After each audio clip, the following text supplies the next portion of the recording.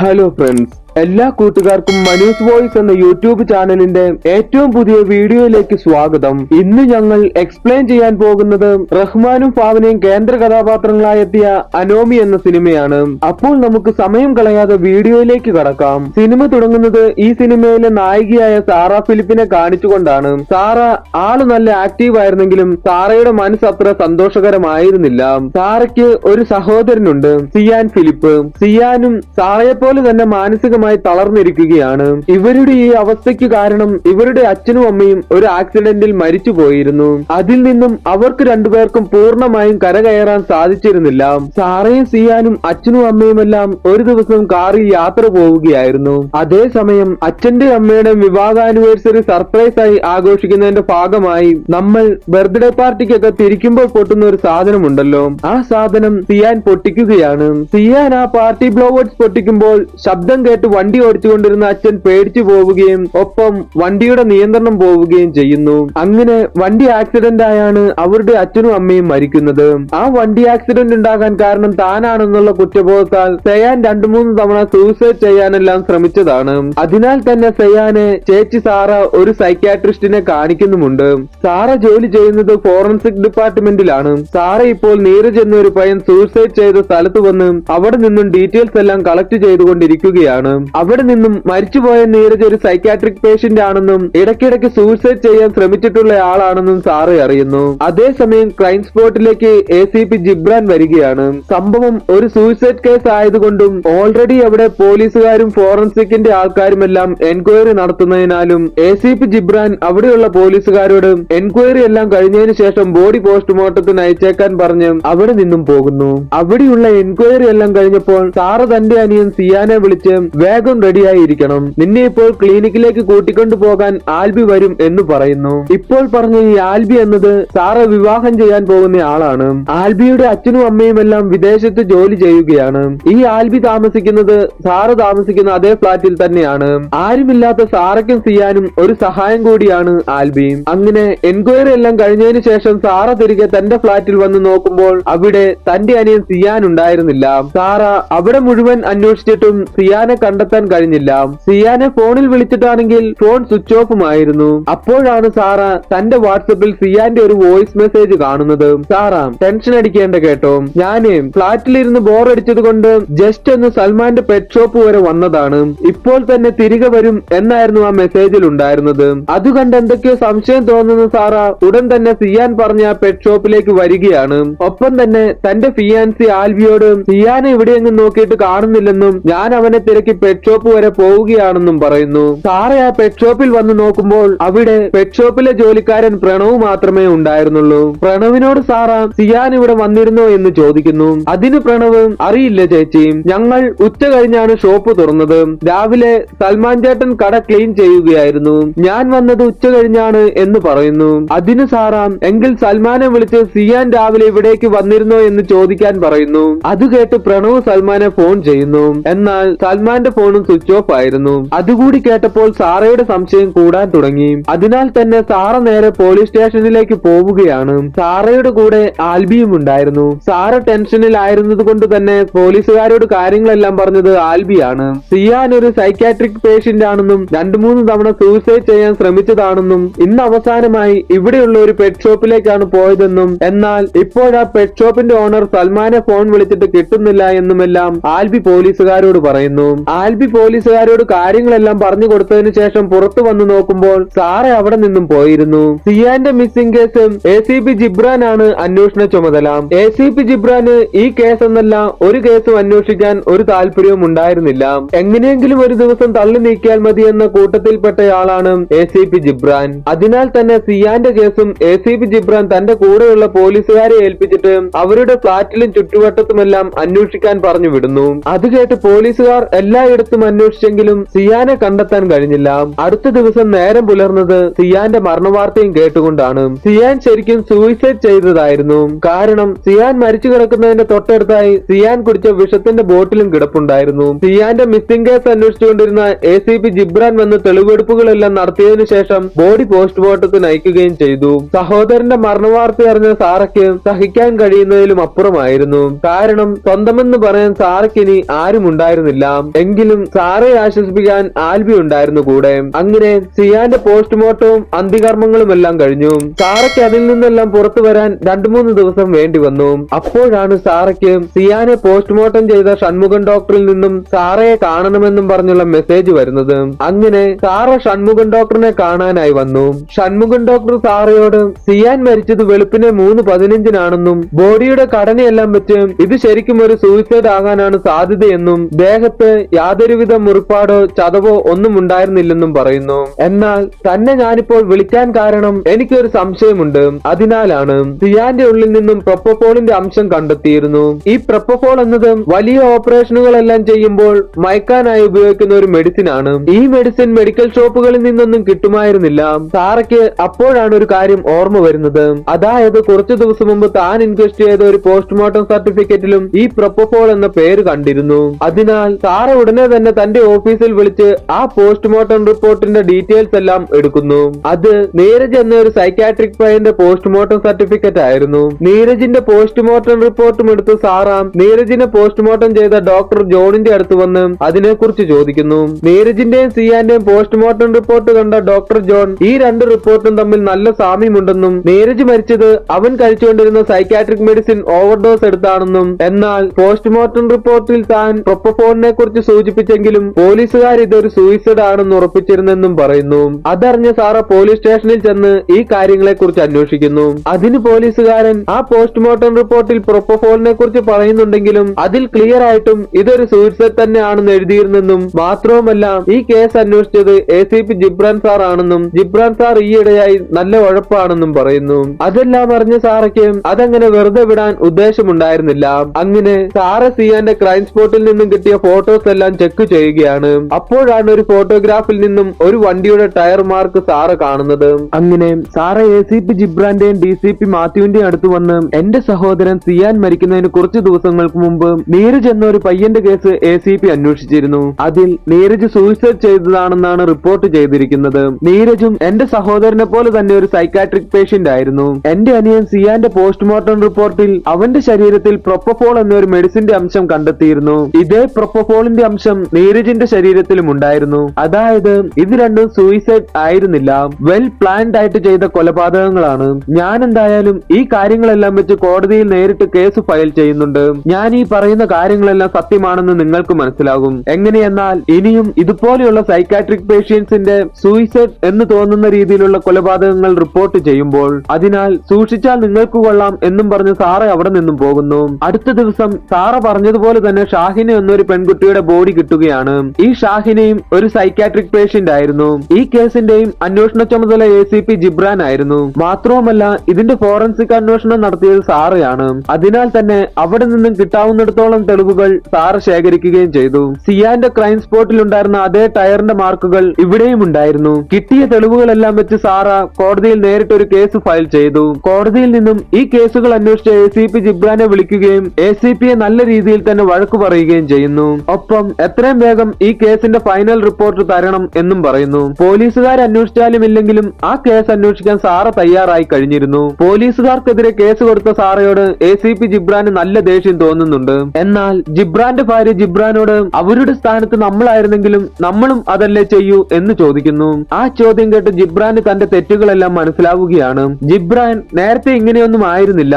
നല്ല ട്രാക്ക് റെക്കോർഡുള്ള ധാരാളം കേസുകൾ തെളിയിച്ചിട്ടുള്ള ആളായിരുന്നു ACP ജിബ്രാൻ. കുറച്ചു നാളുകൾക്ക് മുമ്പ് ദീപക് സീത എന്ന 2 പിള്ളേരുടെ ഒരു പ്രണയ കേസ് ACP ജിബ്രാൻ ഏറ്റെടുത്തു. എന്നാൽ കാശുകാരായിരുന്ന സീതയുടെ ആൾക്കാർ ദീപകിനെ എവിടെയോ പിടിച്ചു പൂട്ടി വെക്കുകയും ചെയ്തു. അതിനെതിരെ പരാതി കൊടുത്ത സീതയോട് ACP ജിബ്രാൻ ദീപകിനെ കണ്ടുപിടിച്ചു കൊടുക്കാമെന്ന് പറയുന്നു. എന്നാൽ അടുത്ത ദിവസം ദീപകിന്റെ ജീവനില്ലാത്ത ശരീരമാണ് കണ്ടെത്താൻ കഴിഞ്ഞത്. സീതയുടെ വീട്ടുകാർ മേലുദ്യോഗസ്ഥന്മാർക്ക് പൈസ കൊടുത്ത് ആ കേസിൽ നിന്ന് തന്നെ ജിബ്രാനെ മാറ്റുകയും ചെയ്തു. എന്നാൽ ജിബ്രാനെ ആ കേസ് വേട്ടയാടിക്കൊണ്ടിരുന്നു. അങ്ങനെ ഇരിക്കുമ്പോഴാണ് ആ സീത എന്ന പെൺകുട്ടിയും സൂയിസൈഡ് ചെയ്യുന്നത്. അതുകൂടിയായപ്പോൾ ജിബ്രാന്റെ കയ്യിൽ നിന്നും പോയി. അയാൾ ദീപകിന്റെ മരണത്തിന് കാരണമായ സീതയുടെ അമ്മാവനെയും മരുമകനെയും പിടിച്ചിടിച്ച് കോമയിലുമാക്കി. അതിനുശേഷമാണ് ജിബ്രാൻ ഇങ്ങനെയായി മാറിയത്. കോടതി ജിബ്രാന് വാണിംഗ് കൊടുത്തിരിക്കുന്നതിനാൽ DGP ഒരാഴ്ചക്കുള്ളിൽ ഈ കേസിലെ കൊലയാളിയെ കണ്ടെത്തണം എന്ന് പറയുന്നു. അങ്ങനെ ACP ജിബ്രാൻ ആ കേസ് അന്വേഷണം ആരംഭിച്ചു. സാറയുടെ കണ്ടെത്തലിൽ ഒരു വണ്ടിയുടെ ടയർ മാർക്ക് തന്റെ സഹോദരൻ മരിച്ച സ്ഥലത്തുണ്ടായിരുന്നു എന്ന് കോടതിയിൽ പറഞ്ഞിരുന്നല്ലോ. അതിനാൽ തന്നെ ACP ജിബ്രാനും പോലീസുകാരും 3 ക്രൈമും നടന്നിട്ടുള്ള സ്ഥലങ്ങളിൽ നിന്നും കിട്ടാവുന്ന CCTV ദൃശ്യങ്ങളെല്ലാം വെച്ച് ഏതെങ്കിലും വണ്ടി കോമൺ ആയിട്ട് പാസ് ചെയ്തിട്ടുണ്ടോ എന്ന് ചെക്ക് ചെയ്യുന്നു. അങ്ങനെ അവർ ആ വണ്ടി കണ്ടെത്തുകയും ചെയ്തു. അത് ATMിലെല്ലാം ക്യാഷ് ഫില്ല് ചെയ്യാൻ കൊണ്ടുപോകുന്ന മോഡൽ ഒരു വണ്ടിയായിരുന്നു. അങ്ങനെ അവർ ആ വണ്ടിയുടെ ബാങ്കുകാരെ വന്ന് ചോദ്യം ചെയ്യുമ്പോഴാണ് ബാങ്കിന്റെ പേരിലുള്ള വണ്ടിയുടെ നമ്പർ വെച്ച് ഓടുന്ന കള്ളവണ്ടിയാണ് അതെന്ന് മനസ്സിലാകുന്നത്. അതായത് അതേ നമ്പറിലുള്ള ഒരു വണ്ടി ബാങ്കുകാർക്കും ഉണ്ടായിരുന്നു, പക്ഷേ അത് വേറെ മോഡൽ ഒരു വണ്ടിയായിരുന്നു. അങ്ങനെ ആ 3 കേസുമായി ബന്ധമുള്ള 15 പേരെ ഒരുമിച്ച് സ്റ്റേഷനിലേക്ക് വിളിച്ച് ACP ജിബ്രാനും പോലീസുകാരും ചോദ്യം ചെയ്യുകയാണ്. എന്നാൽ അതിൽ നിന്നൊന്നും യാതൊരു തെളിവും അവർക്ക് കിട്ടിയതുമില്ല. അതേസമയം ഇപ്പുറത്ത് സാറ തന്റേതായ രീതിയിലും അന്വേഷണം ആരംഭിച്ചിരുന്നു. സാറ അവസാനം മരിച്ച ഷാഹിനി എന്ന പെൺകുട്ടിയുടെ ക്രൈം സ്പോട്ടിൽ നിന്നും കിട്ടിയ മുടിയിൽ നിന്നും ഈ കൊലപാതകം നടത്തുന്നയാൾ ഒരു ആവറേജ് ഹൈറ്റും വെയിറ്റും ഒക്കെയുള്ള 30-35 വയസ്സ് പ്രായമുള്ള ഒരു മെയിലാണെന്നും അയാളുടെ ബ്ലഡ് ഗ്രൂപ്പ് B പോസിറ്റീവ് ആണെന്നും അറിയുന്നു. അതിൽ നിന്നും വേറെ ഒരു ക്ലൂവും കിട്ടാത്തതിനാലും ഈ കേസ് ഇനി മുന്നോട്ട് എങ്ങനെ അന്വേഷിക്കുമെന്ന സംശയത്തിനാലും സാറയ്ക്ക് ഭ്രാന്ത് പിടിക്കുന്നുണ്ടായിരുന്നു. അതിനാൽ തന്നെ തന്റെ സഹോദരൻ സിയാൻ തനിക്ക് അവസാനമായി അയച്ച ആ വോയിസ് മെസ്സേജ് സാറ വെറുതെ ഇരുന്ന് വീണ്ടും വീണ്ടും കേൾക്കുകയാണ്. അപ്പോഴാണ് സാറ ആ വോയിസ് മെസ്സേജിന്റെ അവസാനം നമ്മൾ പരിചയമുള്ള ആളുകളെ കാണുമ്പോൾ ആദ്യമേ നീ എന്താടാ ഇവിടെ, അല്ലെങ്കിൽ ചേട്ടാ, അതുമല്ലെങ്കിൽ സാറെന്താ ഈ വഴിക്കെന്നൊക്കെ ചോദിക്കുമ്പോൾ തുടക്കത്തിലെ എന്നൊരു ശബ്ദം വരുന്നുണ്ടല്ലോ, അതുപോലെ ഒരു സിയാന്റെ വോയിസ് മെസ്സേജിന്റെ അവസാനം ഉണ്ടായിരുന്നു. അതായത് പെറ്റ് ഷോപ്പിൽ നിന്ന് പുറത്തിറങ്ങിയ സിയാൻ തനിക്ക് പരിചയമുള്ള ആരോ ഒരാളെ കണ്ടിരുന്നു എന്ന് സാറയ്ക്ക് മനസ്സിലായി. അതേസമയം 15 പേരെ പോലീസ് സ്റ്റേഷനിലേക്ക് വിളിച്ചു വരുത്തി ചോദ്യം ചെയ്തിട്ടും യാതൊരു ഡെവലപ്മെന്റും ഉണ്ടാകാത്തതിന്റെ ടെൻഷനിലായിരുന്നു ACP ജിബ്രാൻ. ഊണിലും ഉറക്കത്തിലും ജിബ്രാൻ ഇപ്പോൾ ഈ കേസായിരുന്നു ചിന്ത. അങ്ങനെ വീണ്ടും ACP ജിബ്രാൻ മരിച്ച 3 പേരും സൈക്കാട്രിക് പേഷ്യന്റ് ആണെന്ന് പറഞ്ഞിരുന്നല്ലോ. അവർ കൺസൾട്ട് ചെയ്തുകൊണ്ടിരുന്ന ആശുപത്രിയിലെ അറ്റൻഡർമാരെ വിളിച്ച് ചോദ്യം ചെയ്യുകയാണ്. അതിൽ നിന്നും അറ്റൻഡർമാർ 3 പേരും തങ്ങളുടെ ഹോസ്പിറ്റലിൽ ട്രീറ്റ്മെന്റിന് വന്നിരുന്നവരുടെ ഫയലുകൾ തങ്ങൾ ഒരാൾക്ക് കൊടുത്തിട്ടുണ്ടെന്നും അതിലൊരാൾ അയാളുടെ ഫോട്ടോയും കൊടുത്തിട്ട് പ്രസാദ് എന്നാണ് അയാൾ പേര് പറഞ്ഞതെന്ന് പറയുന്നു. അവർ കൊടുത്തിരുന്ന ഫയലുകളിൽ ആ മരിച്ച 3 പേരും ഉൾപ്പെട്ടിരുന്നു. അങ്ങനെ പോലീസുകാർ പ്രസാദിന്റെ ഫോട്ടോ എല്ലാ പോലീസ് സ്റ്റേഷനിലേക്കും അയച്ചു കൊടുത്ത് പ്രസാദിനെ അന്വേഷിക്കാൻ തുടങ്ങി. അതേസമയം സാറ എബിയെയും കൂട്ടി ഒരു സൗണ്ട് എഞ്ചിനീയറെ കണ്ട് തന്റെ ഫോണിലുള്ള വോയിസ് മെസ്സേജിലെ സൗണ്ട് വെച്ച് എന്തെങ്കിലും ചെയ്യാൻ പറ്റുമോ എന്നറിയാനായി പോവുകയാണ്. അങ്ങനെ സൗണ്ട് എഞ്ചിനീയർ ആ സൗണ്ട് പരിശോധിക്കുമ്പോഴാണ് സാറയ്ക്ക് ഒരു വലിയ സർപ്രൈസ് കിട്ടുന്നത്. അതായത് തനിക്ക് പരിചയമുള്ള ആരോ ഒരാളെ കണ്ടിട്ടാണല്ലോ സിയാൻ എന്ന് വെച്ചത്. അത് കേട്ട് അയാളും എന്ന് റെസ്പോണ്ട് ചെയ്യുന്ന ഒരു ശബ്ദം ആ വോയിസ് മെസ്സേജിൽ ഉണ്ടായിരുന്നു. ആ ശബ്ദം കേട്ട ആൽബി ഇതാ കില്ലറുടെ ശബ്ദമായിരിക്കാം എന്ന് പറയുന്നു. എന്നാൽ ആ ശബ്ദം കേട്ട സാറ പറഞ്ഞു, ഇത് എനിക്ക് നല്ല പരിചയമുള്ള ഒരു ശബ്ദമാണ്. അതേസമയം പോലീസ് സ്റ്റേഷനിലേക്ക് ഒരു അച്ഛനും അമ്മയും കരഞ്ഞുകൊണ്ട് വന്നിട്ട് തങ്ങളുടെ മകൻ ബേസിലിനെ കാണാനില്ല എന്ന് പറയുകയാണ്. ഈ ബേസിലും ഒരു സൈക്കാട്രിക് പേഷ്യന്റ് ആയിരുന്നു. മാത്രവുമല്ല അറ്റൻഡർമാർ പ്രസാദിന് കൊടുത്ത സൈക്കാട്രിക് ഫയലിൽ ഉള്ളയാളായിരുന്നു ബേസിൽ. അങ്ങനെ പോലീസുകാർ പ്രസാദിനെയും ഒപ്പം ബേസിലിനെയും അന്വേഷിക്കാൻ തുടങ്ങി. വളരെ നേരത്തെ അന്വേഷണത്തിന് ശേഷം അവർ പ്രസാദിനെ പിടികൂടുകയും ചെയ്യുന്നു. ഇപ്പോഴാണ് ഒരു ട്വിസ്റ്റ്. അതായത് പ്രസാദ് ഈ ഫയലുകളെല്ലാം കളക്ട് ചെയ്തത് വേറെ ഒരാൾ പറഞ്ഞിട്ടായിരുന്നു. എന്നാൽ പ്രസാദ് ഇതുവരെ അയാളെ നേരിട്ട് കണ്ടിട്ടുണ്ടായിരുന്നില്ല. മാത്രവുമല്ല ആർക്കു വേണ്ടിയാണ് അത് ചെയ്തതെന്ന് പോലും പ്രസാദിന് അറിയില്ലായിരുന്നു. പിന്നെ എങ്ങനെയാണ് പ്രസാദ് ഫയലുകൾ കൊടുത്തതെന്നല്ലേ. ഒരിക്കൽ പ്രസാദിന് ഒരു പ്രൈവറ്റ് നമ്പറിൽ നിന്നും കോൾ വന്നു. ഒരു സാധനം വാങ്ങി ഇവിടെ അടുത്തുള്ള ക്ലോക്ക് റൂമിൽ കൊണ്ടുവെക്കാൻ പറഞ്ഞുള്ള കോൾ ആയിരുന്നു അത്. പൊതുവായിട്ടുള്ള വലിയ സ്ഥാപനങ്ങളിലും റെയിൽവേ സ്റ്റേഷനുകളിലും ഒക്കെ ലഗേജുകളും സാധനങ്ങളും ഒക്കെ സൂക്ഷിക്കുന്നതിനുള്ള ലോക്കർ പോലെയുള്ള ഒരു സംവിധാനമുണ്ടല്ലോ, അതാണ് ക്ലോക്ക് റൂം. ആദ്യം സംശയം തോന്നിയെങ്കിലും പിന്നീട് പ്രസാദ് അതുപോലെ തന്നെ ചെയ്തു. ഉടൻ തന്നെ അയാൾ പറഞ്ഞ പൈസ പ്രസാദിന്റെ അക്കൗണ്ടിൽ ക്രെഡിറ്റ് ആവുകയും ചെയ്തു. ഇത് 2-3 തവണ ആവർത്തിക്കുകയും ചെയ്തു. അങ്ങനെ അവസാനം അയാൾ ആ 3 ആശുപത്രികളിലെയും സൈക്കാട്രിക് ലിസ്റ്റിലുള്ളവരുടെ ഫയലുകൾ ചോദിച്ചു. ഞാൻ അത് വാങ്ങി കൊണ്ടുവെക്കുകയും എനിക്ക് അതിനുള്ള പണം ലഭിക്കുകയും ചെയ്തു എന്ന് പറയുന്നു. അങ്ങനെ പോലീസുകാർ പ്രസാദ് പറഞ്ഞ ആ ക്ലോക്ക് റൂമിന്റെ അവിടെയുള്ള CCTV ചെക്ക് ചെയ്ത് നോക്കുകയാണ്. പ്രസാദ് പറഞ്ഞ കാര്യങ്ങളെല്ലാം സത്യമായിരുന്നു. പ്രസാദ് പറഞ്ഞ ആ ഫയലുകൾ എടുക്കാൻ ഒരാൾ വന്നിട്ടുണ്ടായിരുന്നു. അയാൾ മുഖം മുഴുവനും കവർ ചെയ്തിരുന്നതിനാൽ അത് ആരാണെന്ന് മനസ്സിലാക്കാൻ കഴിഞ്ഞതുമില്ല. അങ്ങനെ അടുത്ത ദിവസം നേരം പുലർന്നത് ഒരു മരണവാർത്തയുമായിട്ടാണ്. എന്നാൽ അത് ഇന്നലെ കാണാതായ ബേസിലിന്റെ മരണവാർത്തയായിരുന്നില്ല, സാറയുടെ ഫിയാൻസി ആൽബിയുടെ മരണവാർത്തയായിരുന്നു അത്. അതുകൂടിയായപ്പോൾ സാറ മൊത്തത്തിൽ തകർന്നു പോവുകയാണ്. കാരണം ഇനി അവൾക്കെന്ന് പറയാൻ ആരുമുണ്ടായിരുന്നില്ല. അങ്ങനെ ആൽബിയുടെ പോസ്റ്റ്മോർട്ടം റിപ്പോർട്ട് വന്നു. ഡോക്ടർ പോലീസുകാരോട് ആ 3 കൊലപാതകങ്ങൾ ചെയ്ത ആള് തന്നെയാണ് ഈ കൊലപാതകവും ചെയ്തിരിക്കുന്നത്. കാരണം ആൽബിയുടെ ഉള്ളിലും പ്രൊപ്പഫോളിന്റെ അംശമുണ്ട്. എന്നാൽ മുൻപ് ചെയ്ത കൊലപാതകങ്ങളിൽ നിന്നും വ്യത്യസ്തമായ 2 കാര്യങ്ങളുണ്ടായിരുന്നു. ഒന്ന്, ആൽബി ഒരു സൈക്കാട്രിക് പേഷ്യന്റ് ആയിരുന്നില്ല. 2, ഇതിനു മുമ്പ് ചെയ്ത കൊലപാതകങ്ങളിലൊന്നും കില്ലർ ഇരയുടെ ശരീരത്തിൽ യാതൊന്നും ചെയ്തിട്ടുണ്ടായിരുന്നില്ല. അതായത് ആദ്യ കാഴ്ചയിലും പോസ്റ്റ്മോർട്ടം റിപ്പോർട്ടിലും വരെ അതൊരു സൂയിസൈഡ് ആയിട്ടാണ് തോന്നിയത്. എന്നാൽ ആൽബിയുടെ ശരീരത്തിൽ മുറിപ്പാടുകളും പൊട്ടലും ഒക്കെ ഉണ്ടായിരുന്നു. അതായത് ഈ ശരീരം കണ്ടാലേ അറിയാം ഇതൊരു കൊലപാതകമാണെന്ന്. ഇതൊരു പക്ഷേ കില്ലറിന്റെ പ്രതിഷേധമായിരിക്കാം എന്ന് പറയുന്നു. അതേസമയം സാറയെ കാണിക്കുകയാണ്. സാറ തന്റെ അനിയൻ സിയാനെ പോസ്റ്റ്മോർട്ടം ചെയ്ത ഡോക്ടർ ഷൺമുഖത്തിനോട് ഇതിനു മുമ്പ് ഇതുപോലെ പ്രൊപ്പോപ്പിൽ ഉള്ളിച്ചെന്ന് മരിച്ച കേസുകൾ ഉണ്ടായിട്ടുണ്ടോ എന്ന് ചോദിച്ചിരുന്നു. അതിനന്ന് ഡോക്ടർ ഷൺമുഖം ഞാൻ അന്വേഷിച്ചിട്ട് പറയാം എന്നായിരുന്നു പറഞ്ഞത്. ആ ഡോക്ടർ ഷൺമുഖം ഇപ്പോൾ സാറയെ വിളിച്ചിട്ട് തന്റെ കൂട്ടുകാരോടെല്ലാം അന്വേഷിച്ചപ്പോൾ ഈ 3 കൊലപാതകങ്ങളും നടന്നതുപോലെ സെയിം ആയി ഒരു മരണം നടന്നതിന്റെ റിപ്പോർട്ട് കിട്ടിയിട്ടുണ്ടെന്ന് പറയുന്നു. 11 വർഷം മുൻപ് മെഡിക്കൽ സ്റ്റുഡന്റ് ആയിരുന്ന ജെസി പൗലോസ് എന്ന ഒരു പെൺകുട്ടിയുടെ പോസ്റ്റ്മോർട്ടം റിപ്പോർട്ട് ആയിരുന്നു അത്.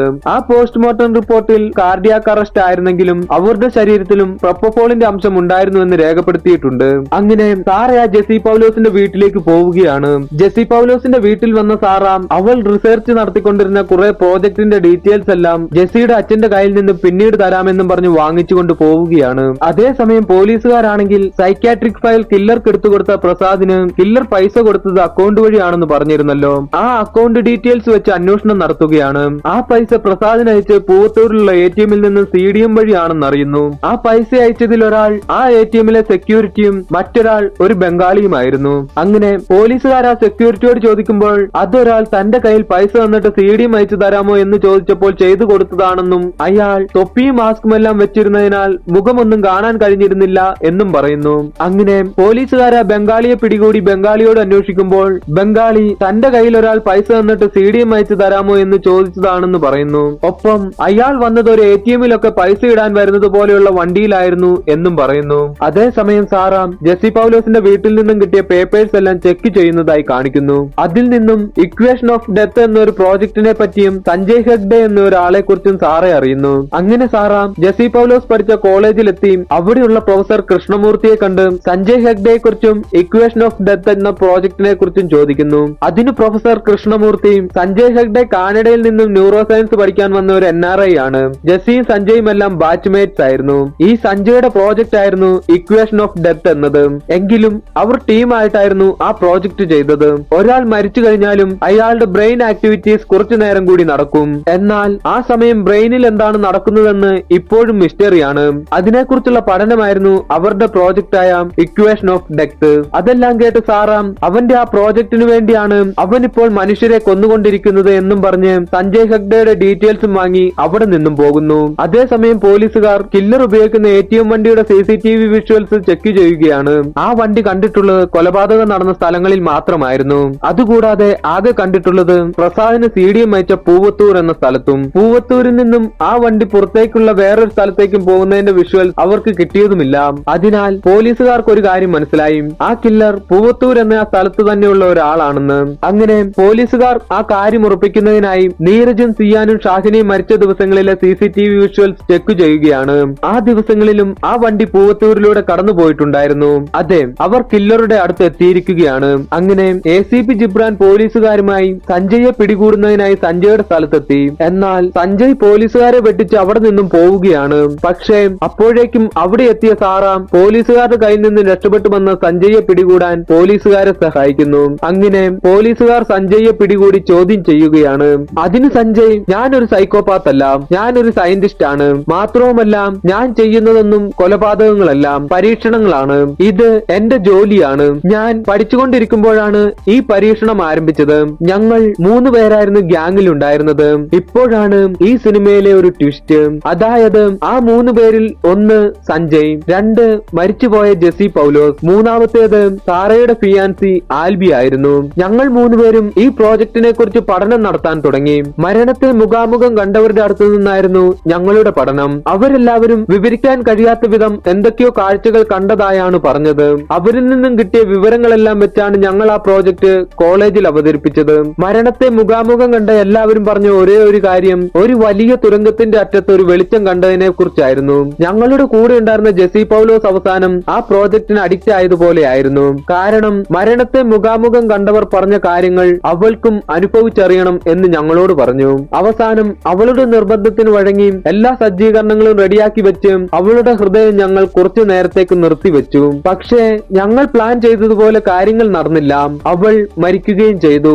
എങ്കിലും ഞങ്ങൾ റിസർച്ച് റിസർച്ചുമായി മുന്നോട്ട് തന്നെ പോയി. എന്തിനെന്നാൽ ഇത് നടന്നാൽ നമുക്ക് മരണത്തെ തോൽപ്പിക്കാൻ കഴിയും. അങ്ങനെ ഞങ്ങളുടെ പരീക്ഷണത്തിന് വേണ്ടിയാണ് ഞങ്ങൾ ഇവരെയെല്ലാം സെലക്ട് ചെയ്തത്. മാത്രവുമല്ല ഞങ്ങൾ പരീക്ഷണത്തിന് സെലക്ട് ചെയ്തവരെല്ലാം സൂയിസൈഡ് ചെയ്യാൻ ശ്രമിച്ചിട്ടുള്ളവർ തന്നെയാണ്. അതിനാൽ ഞങ്ങൾ അവർക്ക് ചെയ്തു കൊടുത്ത ഒരു സഹായമാണ് എന്ന് പറയുന്നു. അന്ന് സിയാൻ പരിചയമുള്ള ഒരാളെ കണ്ട് എന്ന് വെച്ചിരുന്നതായി പറഞ്ഞിരുന്നല്ലോ, അത് ഈ ആൽബിയെ കണ്ടിട്ടായിരുന്നു. എല്ലാം കേട്ട് കഴിഞ്ഞപ്പോൾ ACP ജിബ്രാൻ സഞ്ജയോട് അപ്പോൾ പിന്നെ എന്തിനാണ് ആൽബിയെ കൊന്നതെന്ന് ചോദിക്കുന്നു. ഇപ്പോഴാണ് ഈ സിനിമയിലെ ഏറ്റവും വലിയ ട്വിസ്റ്റ്. അതായത് ആൽബിയെ കൊന്നത് ശരിക്കും സാറയായിരുന്നു. തന്റെ അനിയനെ കൊന്നവരിൽ ഒരാൾ ആൽബി ആണെന്ന് സാറ നേരത്തെ കണ്ടെത്തിയിരുന്നു. അതിനാലാണ് സാറ ആൽബിയെ കൊന്നതും. ഇതും കാണിച്ചുകൊണ്ട് ഈ സിനിമയും അവസാനിക്കുകയാണ്. കൂട്ടുകാർക്ക് എല്ലാവർക്കും ഈ വീഡിയോ വളരെയധികം ഇഷ്ടമായെന്ന് വിശ്വസിക്കുന്നു. ആർക്കെങ്കിലും ഏതെങ്കിലും സിനിമയുടെ എക്സ്പ്ലനേഷൻ വേണമെങ്കിൽ കമന്റ് ബോക്സിൽ എഴുതി അറിയിക്കുക. ഈ വീഡിയോയെ കുറിച്ചുള്ള അഭിപ്രായങ്ങളും എഴുതി അറിയിക്കുക. വീഡിയോ കണ്ട എല്ലാ കൂട്ടുകാർക്കും നന്ദി. അടുത്ത വീഡിയോയിൽ കാണുന്നതുവരെ ബൈ.